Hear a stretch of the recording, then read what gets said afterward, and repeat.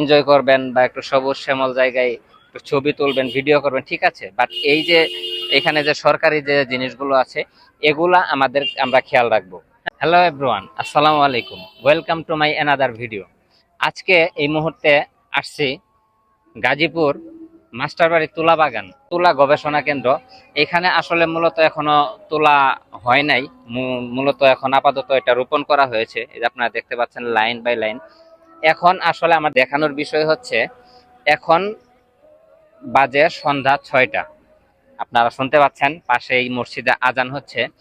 তো আমার দেখানোর বিষয়টা হচ্ছে, এটা জাস্ট একটা সরকারি জায়গা, এটা হচ্ছে তুলা গবেষণা কেন্দ্র, অর্থাৎ এখানে তুলা চাষ করা হয়। তো আমি আমার পিছনে দেখেন যে আসলে একটা শুক্রবার যেহেতু মেলার মতো একটা জায়গা, মানে মানুষ এখানে প্রত্যেকদিন তো আসেই, কিন্তু শুক্রবার আর কি মানে অনেক মানুষ আসে। এই যে আমার পিছনে আপনাদেরকে যে দেখাই, দেখেন এই যে আহ, এত মানুষ আসে এই জায়গায়। আমি বাইক নিয়ে আসছি, বাইক ভিতরে ঢোকাতে পারছিলাম না, মানে এত মানুষ আসে। তো আসলে এই জায়গায় আসলে মানুষ এনজয় করে, শুক্রবার একটু সবুজ শ্যামল জায়গায় একটু ঘোরাফেরা করে, হ্যাঁ ভালো, ঠিক আছে।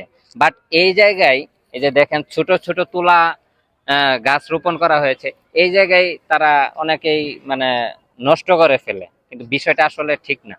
আপনারা আসছেন যেহেতু অবশ্যই এসে একটু এনজয় করবেন বা একটু সবুজ শ্যামল জায়গায় একটু ছবি তুলবেন, ভিডিও করবেন, ঠিক আছে। বাট এই যে এখানে যে সরকারি যে জিনিসগুলো আছে এগুলা আমরা খেয়াল রাখবো। হ্যাঁ, এই যে এখানে তুলা রোপণ করা হয়েছে, এই গাছগুলো এখনো ছোট, এগুলো আসলে আমাদেরকে দেখে রাখতে হবে, কারণ যেহেতু এগুলো সরকারি জিনিস, এগুলো আমাদেরই দেখার দায়িত্ব। তো এই পর্যন্তই ছিল, আসলে ভিডিও করার জন্য আসি নাই, বাট ভাবলাম বিষয়টা আসলে আপনাদের সাথে শেয়ার করা উচিত। আসসালামু আলাইকুম।